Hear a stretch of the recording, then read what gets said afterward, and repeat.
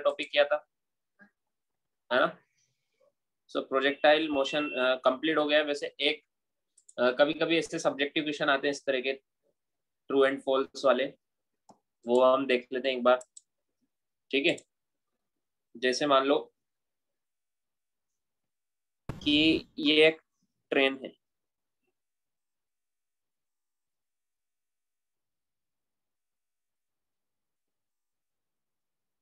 है ना, ये से मूव कर रही है इस तरफ। इसकी अपर बर्थ पे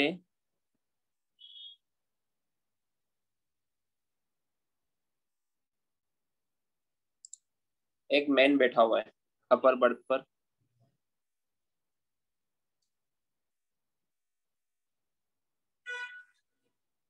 उसने एक कॉइन को ड्रॉप किया, है ना। एक कॉइन को उसने ड्रॉप किया, मूविंग ट्रेन की अपर बर्थ पे वो बैठा हुआ है। उसने एक कॉइन को ड्रॉप किया ट्रेन के अंदर, ठीक है। तो हमें बताना है वो कॉइन कहाँ गिरेगा, जस्ट नीचे गिरेगा, आगे गिरेगा या पीछे गिरेगा। समझ में आया क्या? हमें क्या बताना है? सबसे पहले तो यार कैमरा ऑन करो सब लोग, हर्षवर्धन, मयंक, जल्दी से कैमरा ऑन करो।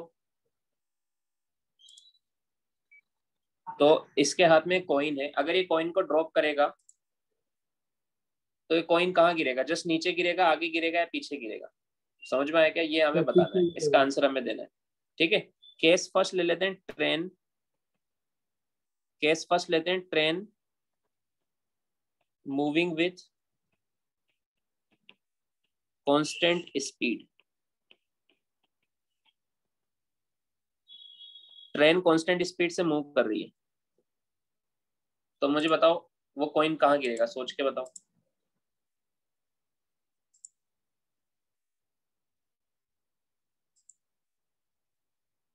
सर वो ड्रॉप कर रहा है ना कॉइन सर। हाँ, कॉइन को उसने छोड़ दिया हाथों से, सर तो नीचे रिलीज जाएगा कर दिया। स्ट्रेट। क्या? सर स्ट्रेट, सर नीचे स्ट्रेट जाएगा। नीचे गिरेगा। स्ट्रेट कहाँ पर? सर, स्ट्रेट नीचे। सर जिसे छोड़ा है तो नीचे गिरेगा। नीचे गिरेगा मतलब यहाँ पर, हाँ यहाँ गिर जाएगा। हाँ सर। इसका आंसर सही है। अब चेक करते तुमने अगर सही सोचा है, किस तरह से सोचा है और कैसे सोचना है, वो एक बार चेक कर लेते हैं। देखो, मान लो ये ट्रेन जा रही है 10 मीटर पर सेकंड से, है ना। मान लो ट्रेन जा रही है 10 मीटर पर सेकंड से, तो ट्रेन कितना और मान लो अज्यूम टाइम ऑफ फॉल है 1 सेकेंड। कितना टाइम ऑफ फॉल? 1 सेकेंड में गिर गया, ऐसा अज्यूम कर लेते हैं, है ना।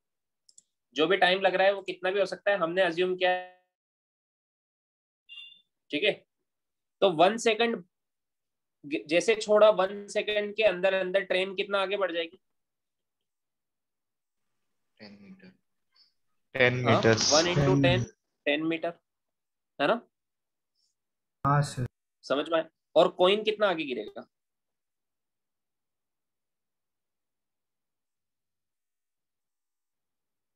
Ten metre. कॉइन भी 10 मीटर आगे गिरेगा। क्यों?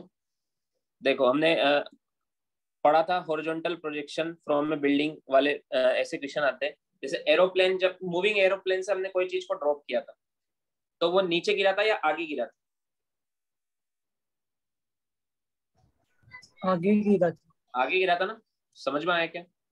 हाँ क्यों? सर। क्योंकि जब भी किसी मूविंग ऑब्जेक्ट से कोई ऑब्जेक्ट अलग होता है, कोई पार्टिकल अलग होता है, तो उसको भी वही स्पीड मिलती है जो उस मूविंग ऑब्जेक्ट की होती है। पता है ना सबको? तो यहाँ यस पर सर। वो जो कॉइन था उस मैन के पास था, मैन के हाथों में था। मैन कितने से चल रहा था आगे? 10 से, ट्रेन के साथ साथ ऐसे आगे बढ़ रहा था ट्रेन के साथ साथ। तो उसके हाथ में कॉइन था, वो कॉइन भी आगे बढ़ रहा था ट्रेन के साथ साथ। कितने से आगे बढ़ रहा था? 10 से। तो जैसे उसको छोड़ेगा, कॉइन की स्पीड 10 ही तो रहेगी, कॉइन भी ऐसे आगे जाके गिरेगा। समझ में आया क्या? इस तरह से। हाँ सर।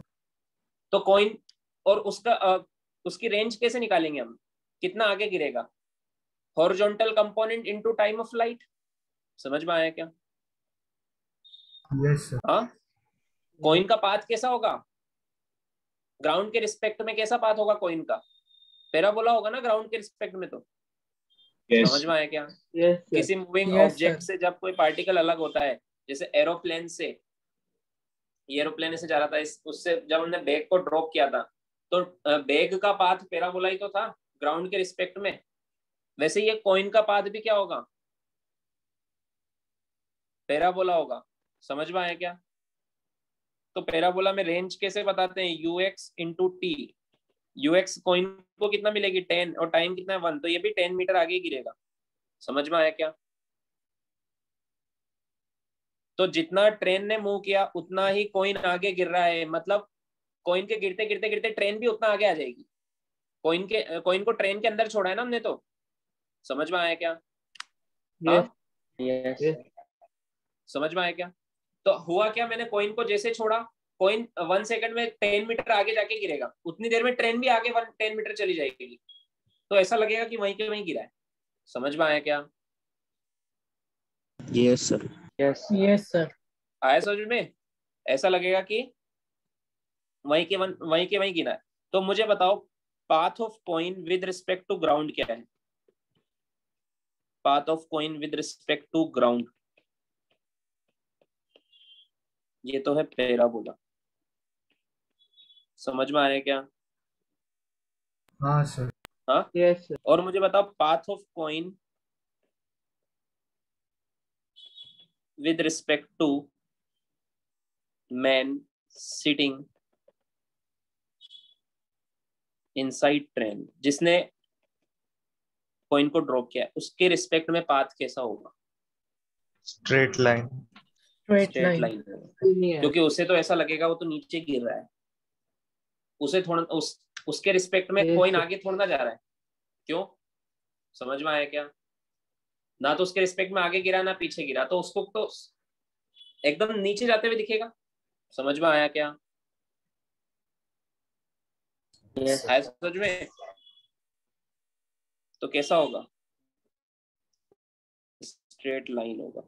बट बाहर से देखने वाले को ऐसा लगेगा, क्योंकि जैसे यहाँ से कॉइन को ड्रॉप किया है, इस जगह से कॉइन को ड्रॉप किया है ट्रेन के अंदर, ठीक है, मान लो बाहर ड्रॉप किया है, तो ट्रेन बाहर से, ये बाहर से कोई देख रहा है, ठीक है, तो 1 सेकंड में ट्रेन भी यहाँ आ जाएगी। समझ में आया? और 1 सेकंड में ये कॉइन भी आगे गिरेगा। मान लो ट्रेन यहाँ आ गई, 1 सेकंड में ट्रेन यहाँ आ गई और कॉइन भी यहाँ गिरेगा। समझ में आया क्या? हाँ, यस सर। आया समझ में? Yes sir. ट्रेन भी 10 मीटर आगे चली है और कॉइन का भी ये 10 मीटर आया है। तो इसको तो बाहर से देखने वाले को तो सब दिख रहा है ना कि ट्रेन भी आगे जा रही है, कॉइन भी आगे जा रहा है, तो इसके लिए तो पाथ पैराबोला है। समझ में आया क्या? Yes sir. Yes sir. हाँ, बाहर ग्राउंड के रिस्पेक्ट में, ग्राउंड पे जो मैन खड़ा है उसके रिस्पेक्ट में। आया समझ में? तो ऐसा भी क्वेश्चन आता है कि एक विंडो से अगर हम कॉइन को गिराते हैं तो वो कॉइन का पाथ जिसने, जो ट्रेन के अंदर बैठा है उसके लिए तो स्ट्रेट लाइन होता है, और जो बाहर से देख रहा है उसके लिए पैराबोला होता है। समझ में आया क्या? हाँ सर। हाँ, एरोप्लेन से जब हम बैग को गिराते हैं तो बैग तो हमें नीचे जाते हुए दिखता है स्ट्रेट लाइन में, बट ग्राउंड से देखने वाले को वो ऐसे गिरते हुए दिखता है, पैराबोला। समझ में आया क्या? क्योंकि हाँ ये सर। फ्रेम का डिफरेंस है, ये फ्रेम का डिफरेंस है। आप किस फ्रेम से देख रहे हो? आप रुकी हुई फ्रेम से देख रहे हो तो आपको पैराबोला दिखेगा, अगर आप मूविंग फ्रेम से देख रहे हो तो आपको स्ट्रेट लाइन दिखेगा। समझ में आया क्या? हाँ, यस सर। आया? हाँ, तो सर अब केस, हाँ बोलो। सर आप वापस एक्सप्लेन कर सकते हैं कि जो मैन ट्रेन के इनसाइड बैठा है उसको रेस्ट पे दिखेगा, मतलब स्ट्रेट पे दिखेगा कोई? क्योंकि देखो, उसने जहां से ड्रॉप किया वहां से डायरेक्ट नीचे गिर रहा है, उसको तो ये लग रहा है कि ये तो मैंने यहाँ से, क्योंकि कॉइन भी 10 मीटर आगे गया और मैन भी 10 मीटर आगे गया 1 सेकंड में। समझ में आया क्या? Yes sir, yes sir. हाँ, तो Yes, उसको तो sir. डायरेक्ट नीचे जाते हुए गिरते हुए दिखा ना उसको। तो समझ में आया? यहाँ से कॉइन Yes, छोड़ा, sir. वहीं गिरा। आया समझ में? है ना? हम अगला चैप्टर जो रिलेटिव मोशन पढ़ेंगे उसमें भी और क्लियर हो जाएगा ये दोनों का कंबाइन है, कि दोनों की ट्रेन की स्पीड भी इधर 10 थी और कॉइन की स्पीड भी इधर 10 थी, ये ट्रेन की स्पीड, ये कॉइन की स्पीड। समझ में आया क्या? Yes, हाँ, sir. तो ट्रेन के रिस्पेक्ट में कॉइन की स्पीड तो 0 हो गई। समझ में आया? हाँ, ये होता है Yes, sir. रिलेटिव वेलोसिटी, जो हम रिलेटिव मोशन वाले चैप्टर में पढ़ेंगे कि एक फ्रेम के रिस्पेक्ट में दूसरे की वेलोसिटी को बोलते हैं रिलेटिव वेलोसिटी। समझ में आया? हाँ ठीक है। सर। सो इसका रिजल्ट क्या आया? इसका रिजल्ट क्या आया? Coin will fall exactly below the passenger. समझ में आया? यस आया सर। समझ में? केस 2, केस 2 है ट्रेन इज एक्सेलरेटिंग। ट्रेन अपनी स्पीड को बढ़ा रही है।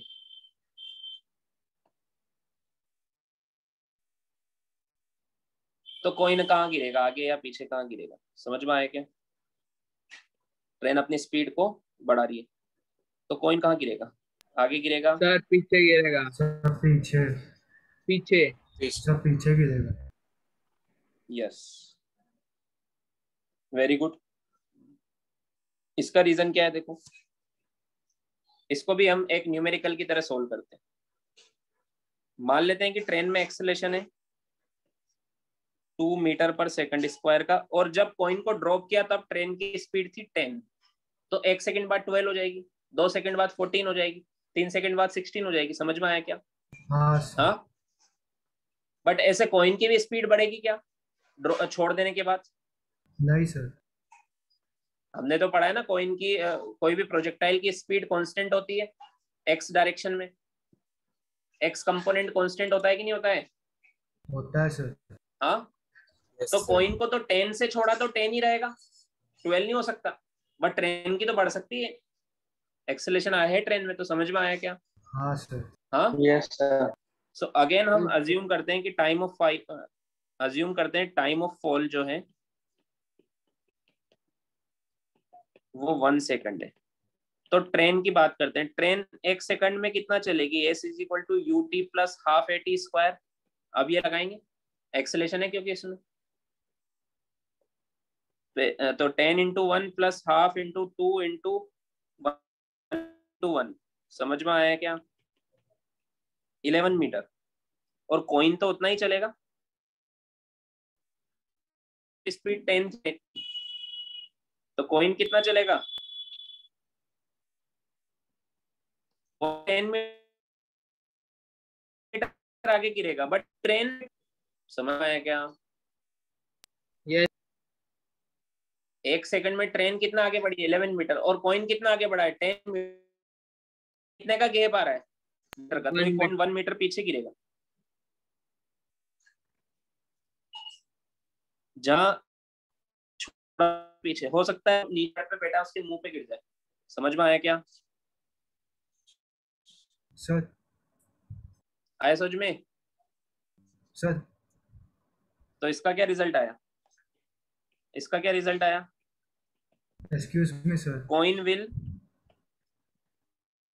हाँ बोलो। सर फॉल आपकी वॉइस ब्रेक बैकवर्ड। हो रही थी बीच में, आप वापस बता सकते हो? हाँ मैं फिर से बताता हूँ। देखो इधर, ट्रेन 11 मीटर चली, इसमें कोई डाउट? 1 नहीं सेकंड सर। में। कॉइन 10 मीटर चला, इसमें कोई डाउट? 1 सेकंड में। मतलब कॉइन की रेंज आई 10 मीटर। ऐसे गिरेगा कॉइन भी हाँ सर। ग्राउंड के रिस्पेक्ट में। तो कॉइन ऐसे गिरेगा 10 मीटर आगे, और ट्रेन उतनी देर में 11 मीटर आगे चली गई।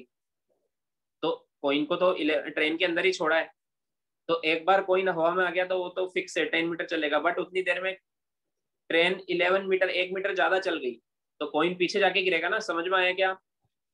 हाँ sir. So coin will fall backward. आपने सही आंसर दिया था, जिसने भी दिया था ऐसे ही सोचा था। हाँ सर। Yes, sir. लिखो इसको।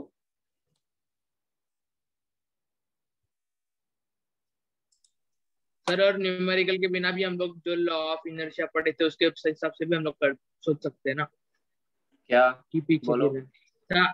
सर हम लोग ने 9th और 10th में पढ़ा था ना लॉ ऑफ इनर्शिया सर, उसके अंदर हाँ जब उसके हिसाब हम लोग से क्या ब्रेक लगा था सर, उस हिसाब हाँ से भी हम लोग को वही आएगा ना, सेम कि पीछे गिरने वाला है, एक्सीलेट लॉ करेंगे। ऑफ इनर्शिया तो वो होता था कि पैसेंजर आगे हो जाता है पीछे हो जाता है, क्योंकि वो हाँ हमेशा सर, तो रेस्ट उस करे हिसाब तो से रेस्ट, कॉइन वो को यहाँ भी पे हम लोग थोड़ा ना adjust- लगेगा। सर उससे हम वो लोग यहाँ पर कॉइन को भी इमेजिन कर सकते हैं ना, क्योंकि सर वो क्या, अगर फ्लो करेगा तो फिर सर आवाज तो हम बहुत लोग ब्रेक हो रही कॉइन है। को भी सर हम लोग उसके लिए कॉइन को भी वही इमेजिन कर सकते हैं कि कॉइन भी एक पार्टिकल है, तो अगर हम लोग एक्सीलेट करें तो कॉइन पीछे चला जाएगा ना कैसे चला जाएगा पीछे। सर, क्योंकि ट्रेन एक्सीलेट कर रही है और कॉइन तो सिंपल है, उसको कोई मोशन नहीं है। हाँ तो कॉइन तो तो सर उसके टच में है ही नहीं ना, हाँ सर। कॉइन तो टच में है ही नहीं, फिर कैसे मान लेंगे। कॉइन तो अलग अलग, कॉइन का अलग मोशन हो रहा है, ऐसे डायरेक्ट हाँ सर। इनर्शिया थोड़ा ना कंसेप्ट लगेगा। हमने तो निकाल लिया ना, वो ओके। 11 मीटर चली, कॉइन 10 मीटर चला तो पीछे रहेगा। समझ में आया। Yes sir. लिख लिया। हाँ सर लिख sir please wait.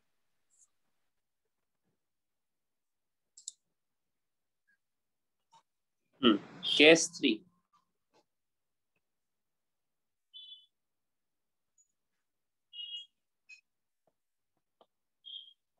Train is retarding. Retarding मतलब ट्रेन ने ब्रेक लगा रखी।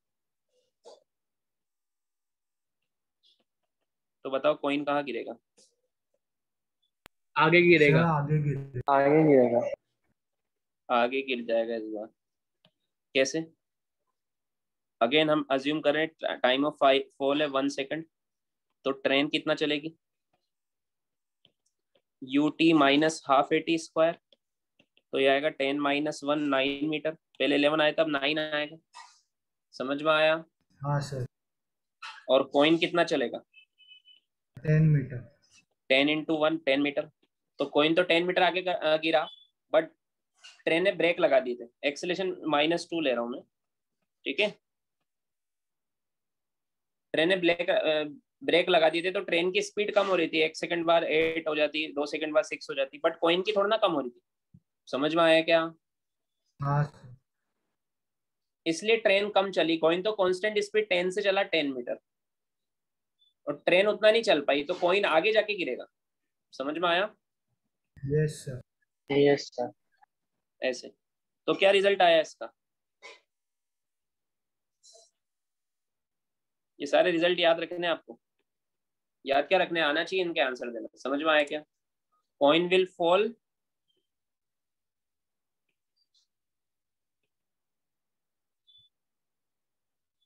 फॉरवर्ड।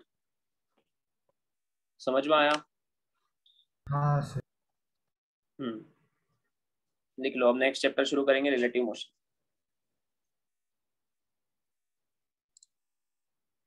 नेक्स्ट चैप्टर लिखो,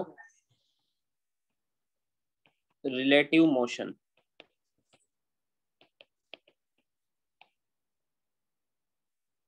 रिलेटिव मोशन, रिलेटिव मोशन देखो, हमने रेक्टिलिनियर मोशन तब जब हमने पढ़ा था, वहां पर भी मैंने आपको समझाया था, rest and motion are absolute terms और relative terms. Rest and motion absolute terms होती है या रिलेटिव टर्म्स होती है।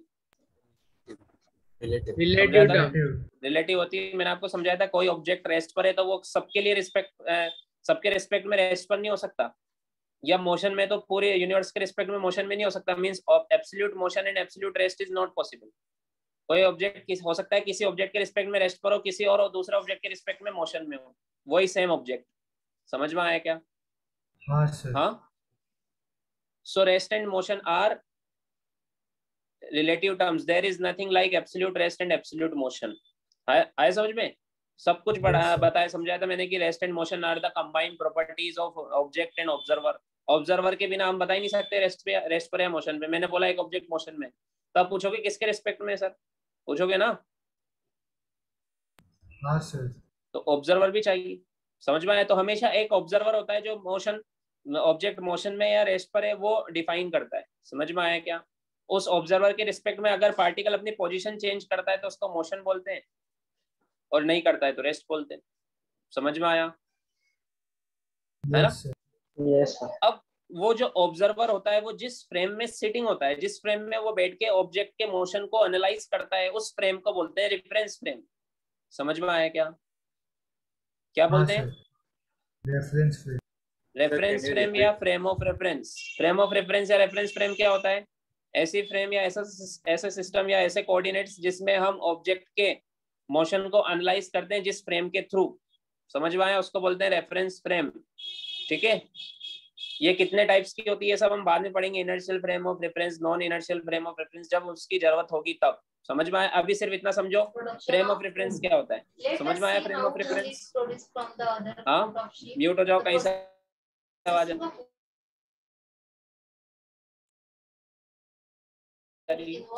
समझ ऑफ रेफरेंस है। ऑब्जेक्ट जहां से दूसरे ऑब्जेक्ट ऑब्जर्वर जहां से दूसरे ऑब्जेक्ट्स के मोशन को एनालाइज करता है उसको बोलते हैं फ्रेम ऑफ रेफरेंस। ठीक है, yes sir. Yes sir. So एक बार और लिख लेते हैं। Motion is a relative term, इसलिए तो हम रिलेटिव मोशन पढ़ेंगे हम। ठीक है, motion is a relative term. There is no such thing like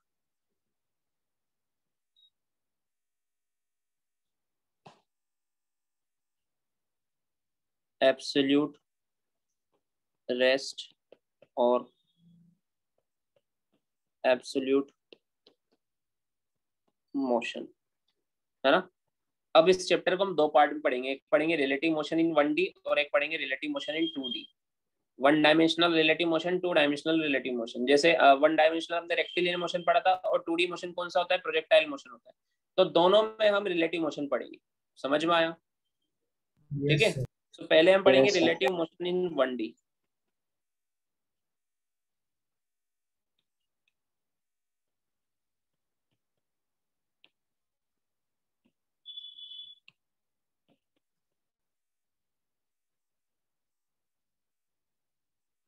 relative motion in 1D। ठीक है, इसमें हम सबसे पहले पढ़ेंगे रिलेटिव पोजीशन। हमें क्या क्या पढ़ना है? हमें कुछ बेसिक टर्म्स पढ़नी है, जैसे relative position, relative velocity, relative acceleration. ये सब क्या होता है पढ़ेंगे, फिर क्वेश्चंस करेंगे। सो फर्स्ट हम पढ़ेंगे relative position.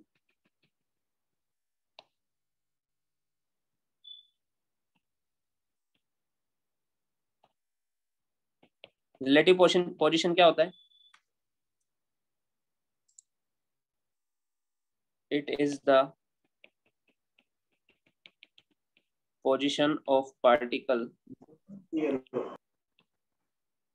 with respect to observer। Observer के रिस्पेक्ट में पार्टिकल की पोजीशन को बोलते हैं रिलेटिव पोजीशन। हमें पोजीशन बतानी होती है तो कोई ना कोई ऑब्जर्वर के रिस्पेक्ट में ही तो बताएंगे। हाँ, मैंने यस बोला सर। कि ये ऑब्जेक्ट यहाँ पर लोकेटेड है, तो कोई ना कोई ऑब्जर्वर होगा, उसके रिस्पेक्ट में मैं उसकी लोकेशन बताऊंगा, है ना? जनरली ऑब्जर्वर ओरिजिन पे होता है तो ओरिजिन के रिस्पेक्ट में बता देते हैं। समझ में आया क्या? सो इसको क्या बोलते हैं? हाँ सर। Relative position. ठीक है, जैसे मान लो कि ये ओरिजिन है, यहाँ पर ओरिजिन है, एक ऑब्जेक्ट है ए यहाँ पर और दूसरा ऑब्जेक्ट है बी यहाँ पर। ठीक है,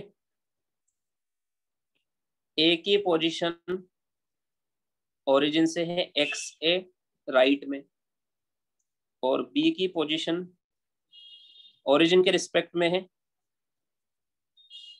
एक्स बी राइट में। समझ में आया? हमसे पूछा position of B with respect to A, ये पूछा हमसे। Position of B with respect to A, इसी को बोलते हैं रिलेटिव पोजीशन। क्या बोलते हैं? Relative position. अब इसको कैसे हम बार बार ऐसे थोड़ा ना लिखूंगा मैं, position of B with respect to A, पूरा इतना बड़ा बड़ा थोड़ा ना लिखूंगा। समझ में आया क्या? इसको शॉर्ट में कैसे लिखते हैं? पोजीशन है अभी एक्स के अलोंग है, तो एक्स के अलोंग पोजीशन है तो मैं लिख दूंगा एक्स। किसकी बतानी? बी की। विद रिस्पेक्ट टू ए, ऐसे बताएंगे। समझ में आया क्या? हाँ सर। Yes sir. तो बताओ कितनी हुई बी की position with respect to A, कितनी हुई? तो B origin to B minus x B minus x x B minus x है। समझ में आया क्या? यहां से कितनी हुई इसकी? ये हुई ना।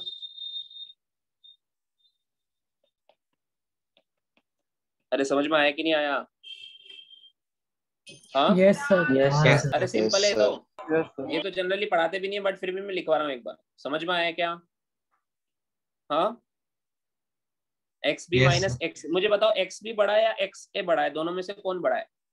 मतलब इसका आंसर पॉजिटिव आया या नेगेटिव आया? पॉजिटिव। पॉजिटिव। पॉजिटिव आया, मतलब पॉजिटिव मतलब राइट होता है एक्स में या लेफ्ट में होता है पॉजिटिव का मतलब? राइट। राइट। राइट। तो देख लो बी ए के रिस्पेक्ट में राइट में ही है, इसलिए तो आंसर पॉजिटिव आ रहा है। समझ में आया? हाँ हाँ sir. Yes sir. Position of A with respect to B, इसको कैसे लिखेंगे? इसको कैसे लिखेंगे?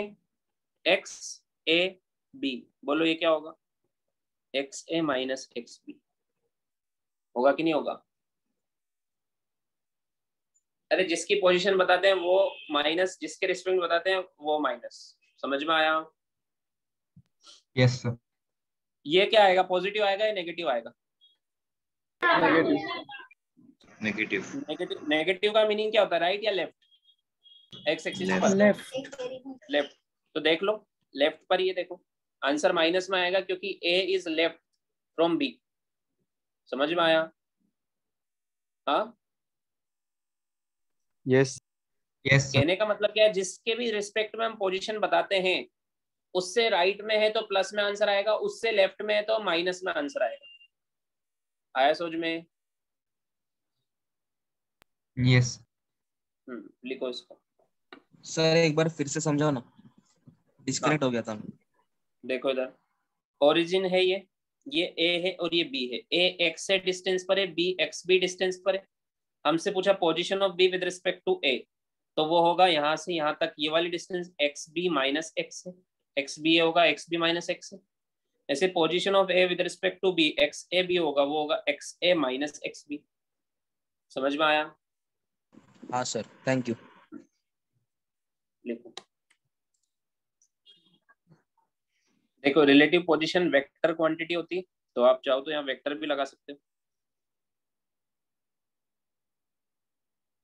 ठीक है, वेक्टर फॉर्म में लिखोगे तो आई कैप लिखोगे, x B i cap minus x A j i cap, तो बन जाएगा x B minus x i cap.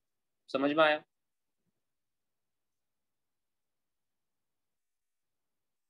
Next is relative velocity.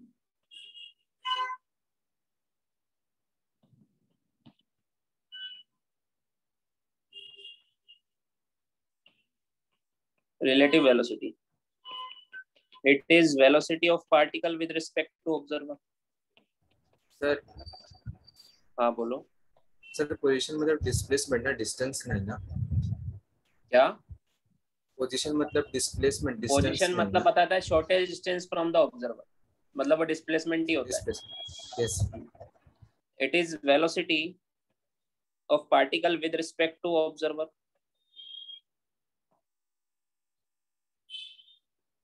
ठीक है, या फिर हम इसको भी ऐसे भी बोल सकते, देखो वेलोसिटी को हम बोलते थे rate of change of position, ऐसे बोलते थे ना, rate of change of position is called velocity, dr by dt या dx by dt या dy by dt, है ना? तो रिलेटिव वेलोसिटी को क्या बोलेंगे, rate of change of relative position. हाँ, ऐसे बोल सकते हैं ना, rate of change of relative position is called relative velocity. समझ में आया क्या? हाँ yes sir. Yes sir. Yes sir. तो अगर हम रिलेटिव पोजीशन को डिफरेंशिएट करेंगे तो रिलेटिव वेलोसिटी आ जाएगी। जैसे मान लो एक्स हमने क्या निकाला था, एक्स बी ए निकाला था, है ना? एक्स बी ए क्या आया था, एक्स बी माइनस एक्स ए, है ना। मान लो ये ए वी बी से चल रहा है और ये बी वी बी से चल रहा है और ए वी ए से चल रहा है, दोनों चल रहे हैं, ऐसे मूव कर रहे हैं। तो दोनों की ओरिजिन से डिस्टेंस चेंज हो रही होगी, और ये कि नहीं हो रही, है ना। तो दोनों के बीच का गैप भी चेंज हो रहा होगा क्योंकि वी ए वी बी अलग अलग। समझ में आया क्या?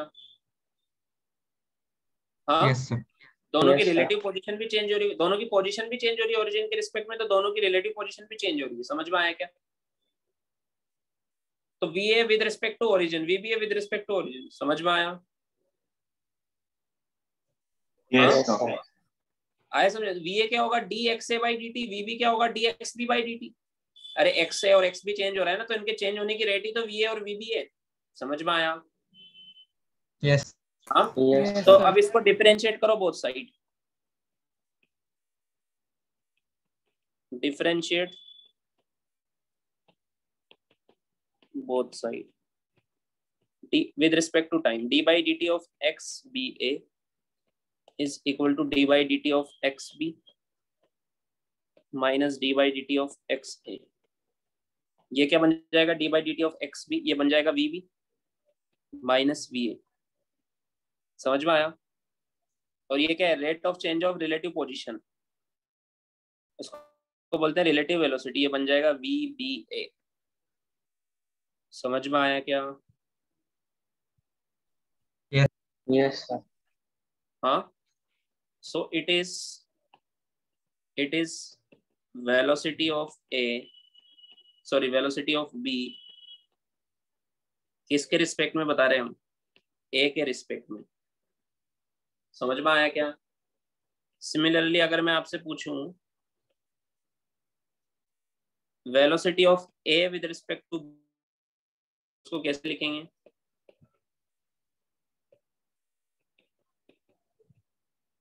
वी ए बी ऐसे लिखेंगे, बोलो क्या आंसर आएगा, क्या आंसर आएगा? ए की velocity with respect to B, sir V A minus V B, minus V B. V A V A minus. Minus V B. समझ में आया?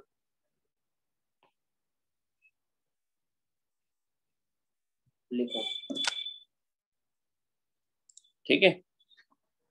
तो we A B A velocity of A with respect to B, V A क्या है दोनों जगह, velocity of A with respect to ground,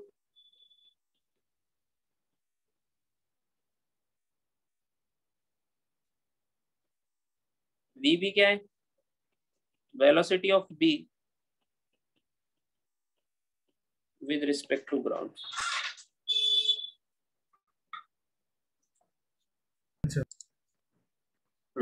जैसे एक एग्जांपल करते हैं,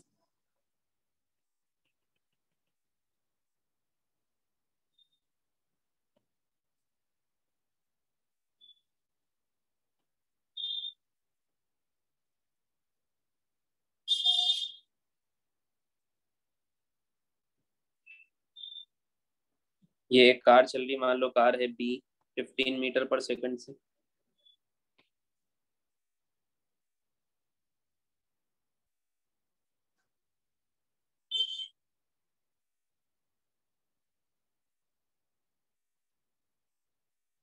और ये बाइक चल रही है, ये बाइक है ए मान लो 10 मीटर पर सेकंड से, ठीक है। हमसे पूछा है find velocity of B with respect to ए।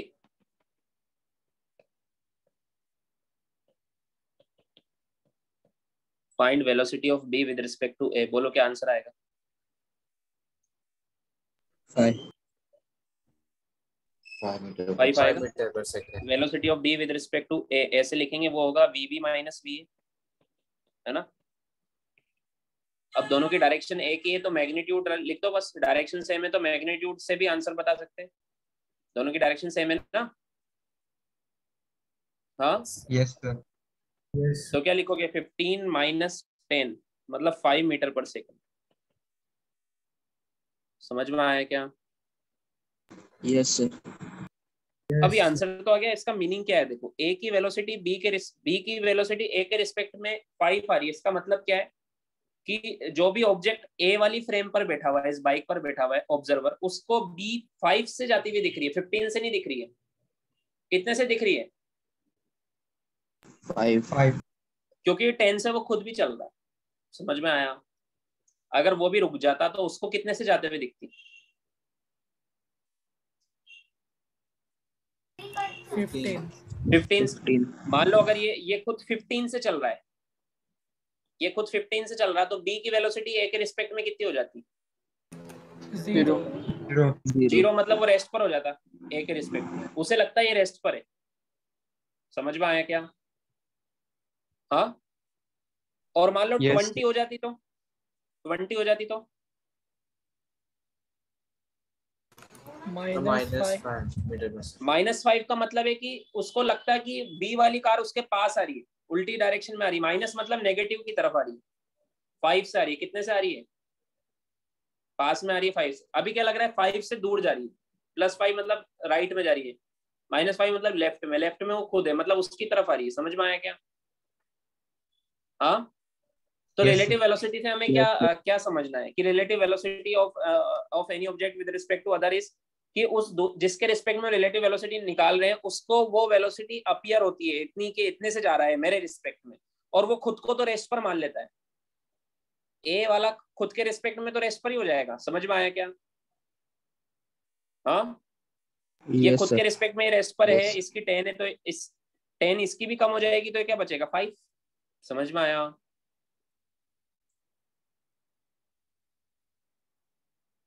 अरे समझ में आया? यस सर तो एक बार इस तरह से भी रिलेटिव वेलोसिटी को डिफाइन कर सकते हैं हम। कैसे डिफाइन करेंगे? रिलेटिव वेलोसिटी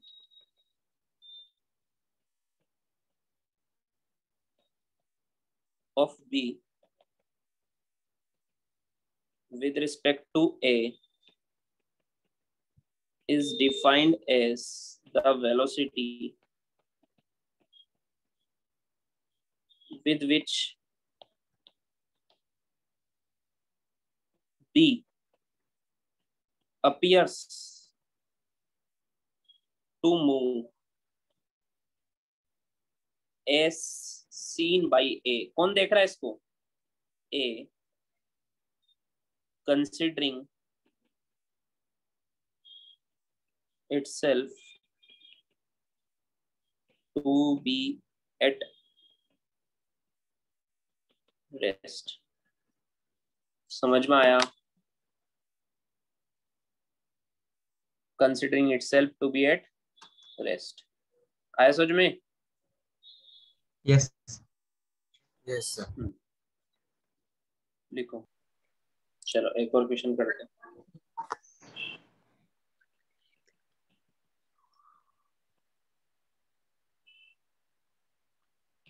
ये एक ट्रॉली है,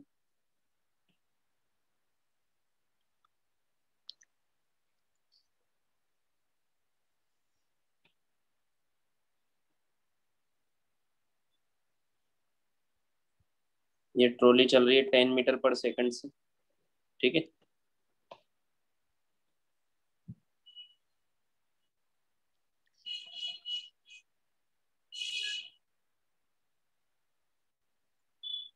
और ये कार चल रही है 20 मीटर पर सेकंड से। इस ट्रॉली के अंदर एक मैन है ए, ये इधर आ रहा है 5 मीटर पर सेकंड से।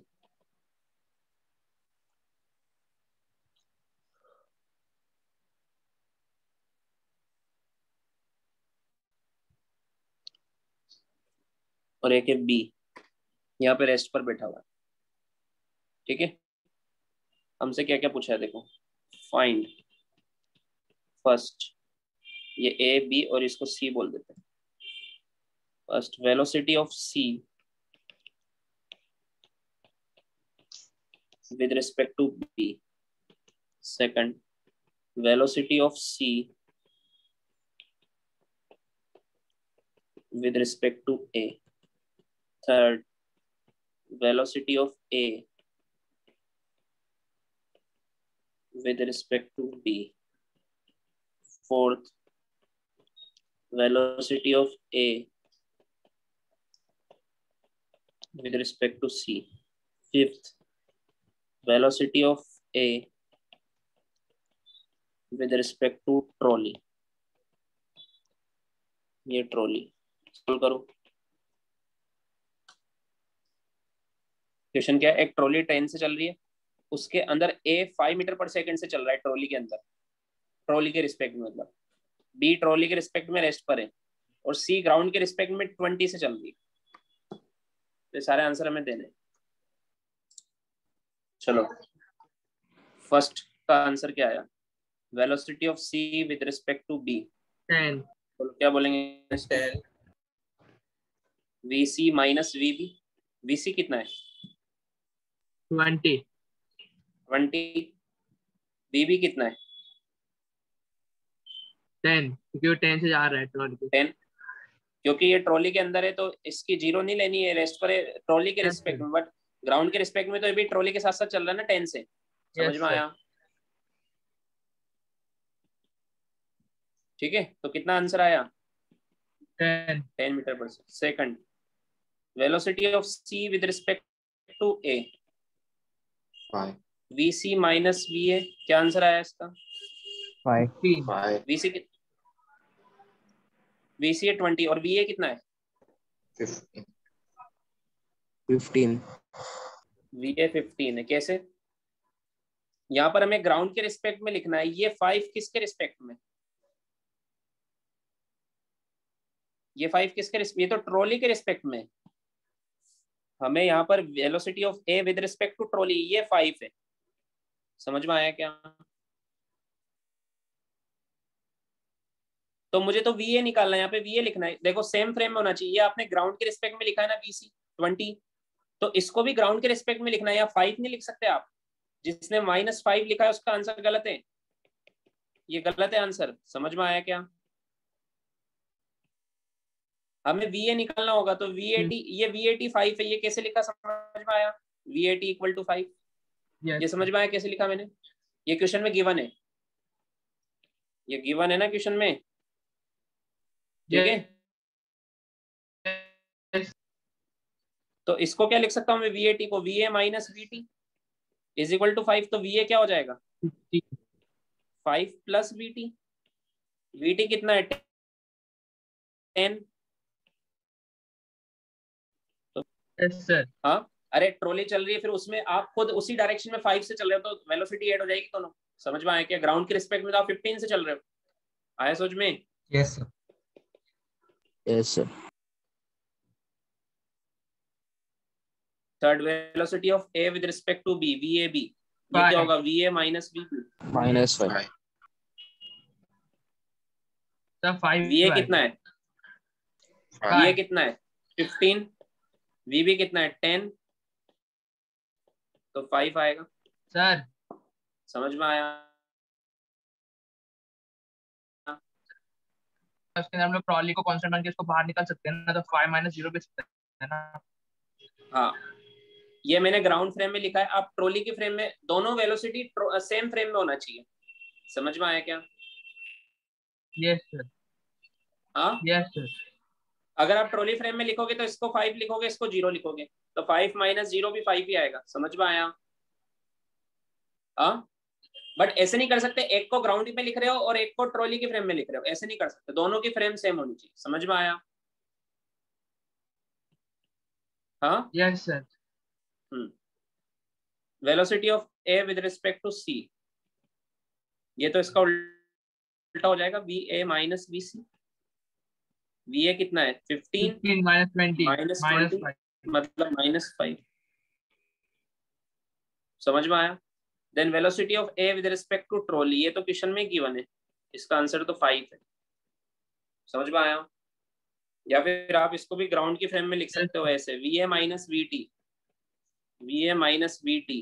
VA कितना है 15 और VT कितना है 10, तो 5 आएगा। क्वेश्चन में गिवन है ना 5 से चल रहा है ट्रॉली के रिस्पेक्ट में, तो यस सर। समझ में आए सारे आंसर? इस क्वेश्चन में आपको पूरा सारे कंसेप्ट क्लियर हो गए होंगे। आया क्या समझ में? Yes, sir.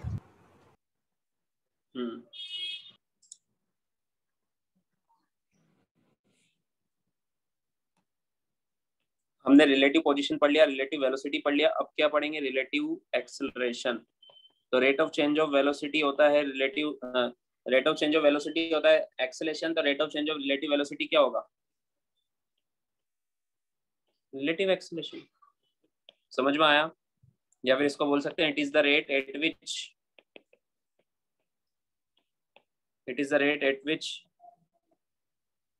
Relative velocity is changing. अगर दो पार्टिकल के बीच की रिलेटिव वेलोसिटी चेंज हो रही है, मतलब उनके बीच में रिलेटिव एक्सेलरेशन है। समझ में आया क्या? हाँ, यस सर। जैसे मान लो इस एग्जांपल में देखो, इस वाले एग्जांपल में अभी रिलेटिव वेलोसिटी है 5 मीटर पर सेकंड। कितनी है? 5 मीटर पर सेकंड। मान लो relative acceleration of B with respect to होता है 2 मीटर पर सेकंड स्क्वायर का, तो ये एवरी सेकंड 2 से बढ़ती रिलेटिव वेलोसिटी। कितने से बढ़ती? 2 से। 1 सेकंड बाद ये 7 हो जाती, 2 सेकंड बाद ये 9 हो जाती रिलेटिव वेलोसिटी, 3 सेकंड बाद ये 11 हो जाती। समझ में आया रिलेटिव एक्सेलरेशन का क्या मीनिंग है? हाँ, अरे समझ में आया कि नहीं आया? बोला तो करो कुछ। Yes sir. सो जाते हो बीच बीच में। So relative acceleration of B with respect to A होगा d by D T of velocity of B with respect to A. समझ में आया? It is the rate at which rate of change of relative velocity, मतलब differentiate करेंगे time के रिस्पेक्ट में relative velocity को, तो क्या मिलेगा? Relative acceleration. समझ में आया? Yes sir. VBA को क्या लिखेंगे? VB minus VA। अब इसको डिफरेंशिएट करेंगे तो D by D T of VB वो होगा AB minus D by D T of VA वो होगा AA। समझ में आया? Yes sir. वैसे अगर acceleration of A with respect to B पूछा जाए तो क्या आएगा? Acceleration of A minus acceleration of B।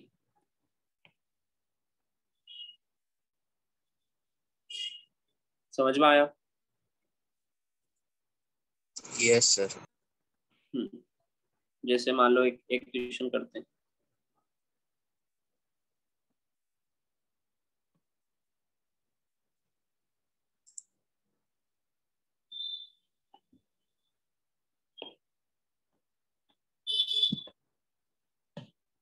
इसका एक्सेलरेशन ऑफ B है 4 मीटर पर सेकंड स्क्वायर, इसका एक्सेलरेशन ऑफ A है 2 मीटर पर सेकंड स्क्वायर। हमसे पूछा find acceleration of B with respect to A। बताओ क्या आंसर आएगा?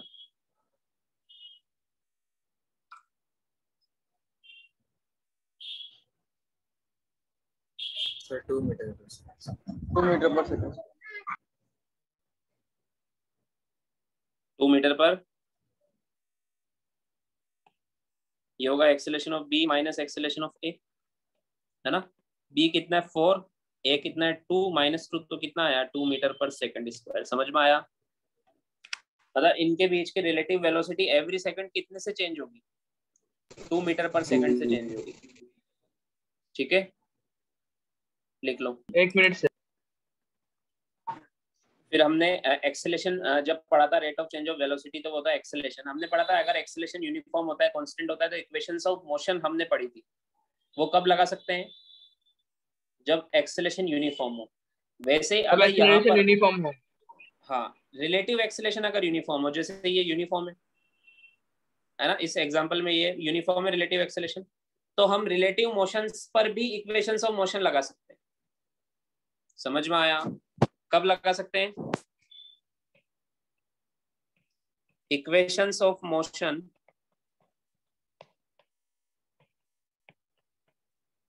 When relative acceleration is uniform.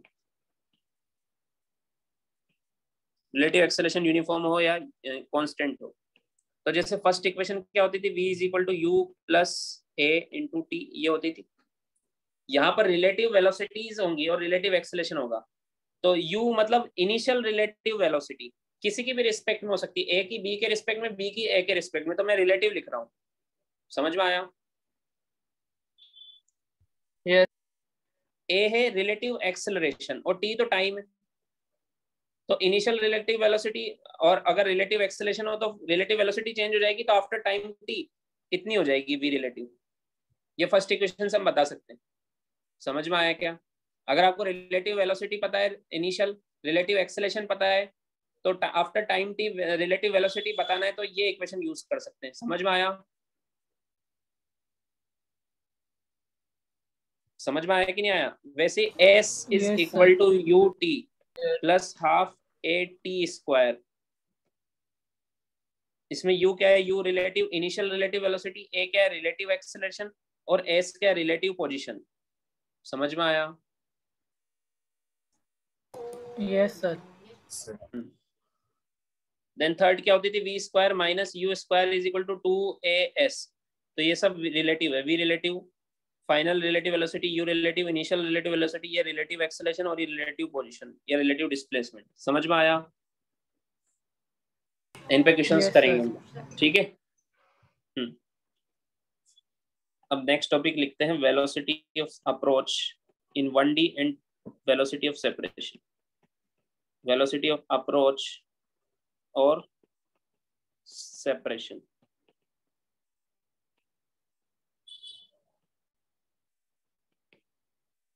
जैसे मान लो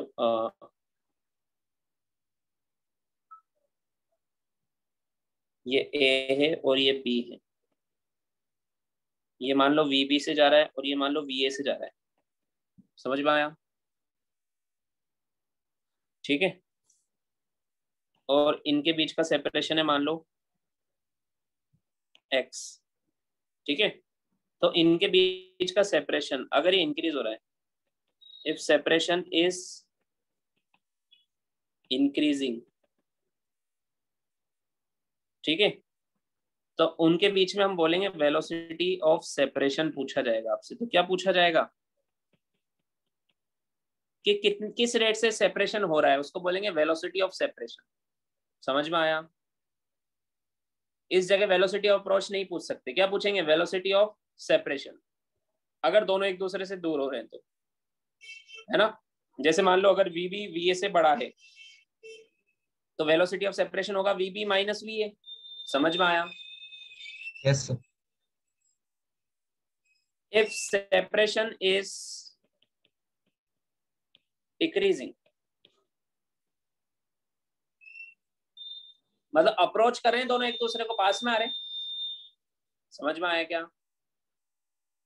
तो यहां पर जो आपसे पूछा जाएगा वो होगा वेलोसिटी ऑफ अप्रोच, कितनी वेलोसिटी से अप्रोच हो रहा है। जैसे अगर मान लो VA VB से बड़ा है, इसकी स्पीड ज्यादा है, तो पास में आएगी इसके, तो कितने से आएगी? VA minus VB। समझ में आया? हाँ यस सर। देखो क्वेश्चन करते हैं।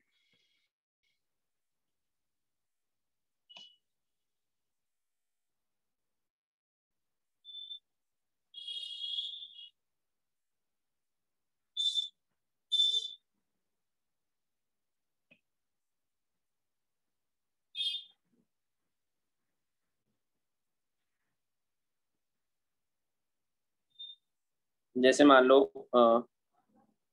ये 15 मीटर पर सेकंड से और ये 10 मीटर पर सेकंड से, इसमें हमसे पूछा फाइंड वेलोसिटी ऑफ सेपरेशन। बोलो क्या आंसर आएगा?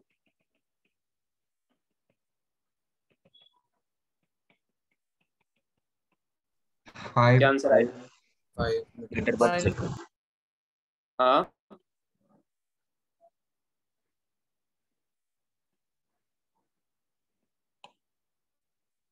वेलोसिटी ऑफ सेपरेशन क्या आएगा? 15 माइनस 10, 5 मीटर पर सेकंड, है ना। अब आंसर हमेशा पॉजिटिव ही, जब भी आपसे वेलोसिटी ऑफ सेपरेशन या वेलोसिटी ऑफ अप्रोच पूछा जाता है तो ऐसे नहीं देखना है ए के रिस्पेक्ट में बी की निकालें या बी के रिस्पेक्ट में ए की निकालें, ऐसे नहीं सोचना है। हमेशा आपको बताना है कि किस रेट से सेपरेशन हो रहा है या किस रेट से अप्रोच हो रहा है, तो आंसर हमेशा प्लस में देना होगा। अरे इस वर्ड का मीनिंग ही, सेपरेशन का मीनिंग ये दूर जा रहे, तो आपको आंसर प्लस में देना होगा। समझ में आया कि 5 मीटर पर सेकंड से दूर जा रही है, अप्रोच हो रहा है तो भी आंसर प्लस में देना होगा। समझ में आया क्या? हाँ यस लिखो यहाँ तक, और क्वेश्चन देता हूँ।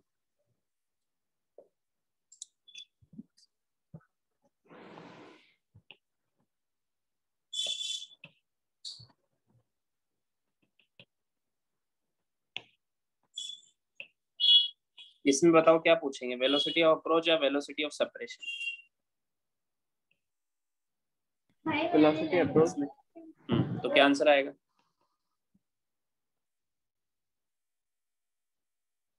5 मीटर पर सेकंड। 5 भी आएगा, बट इस बार आपको आंसर देना है वेलोसिटी ऑफ अप्रोच है 5। कितने से अप्रोच करिए? 15 माइनस 10 5 से। कभी भी आंसर माइनस में नहीं दे सकते इस केस में। माइनस में आंसर तब आता है जब आपसे पूछते हैं बी की वेलोसिटी ए के रिस्पेक्ट में।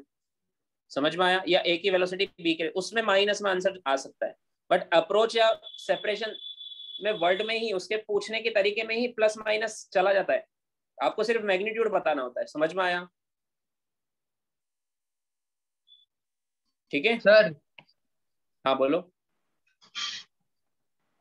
सर तो फिर वेलोसिटी और अप्रोच और सेपरेशन दोनों सेम ही वैल्यू में आएगा।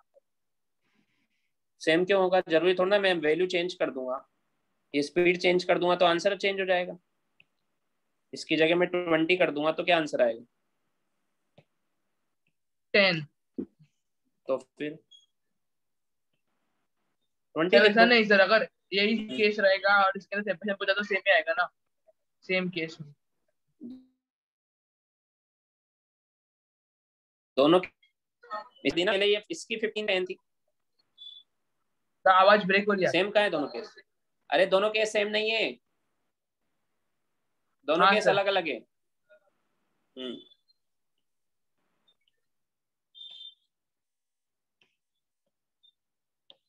जैसे मान लो अगर मैं इस, ये बी इधर आ रही है, अब क्या पूछेंगे? वेलोसिटी ऑफ अप्रोच या velocity of separation? Approach. Approach. Approach हो रहा है तो साफ साफ दिख रहा है, वेलोसिटी ऑफ अप्रोच। बताओ क्या आंसर आएगा? 25। 25 हो जाएगा। अब दोनों क्योंकि आमने सामने से आ रही, दोनों ऐड हो जाएंगे। 10 माइनस ऑफ माइनस 15, ठीक है, तो ये आंसर आएगा 25 मीटर पर सेकंड। समझ में आया क्या? यस।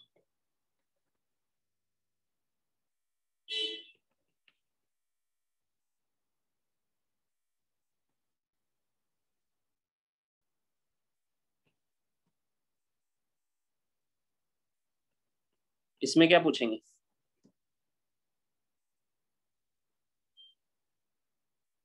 सेपरेशन। क्या हो रहा है इसमें, सेपरेशन या अप्रोच? सेपरेशन हो रहा है ना, तो क्या आंसर आएगा?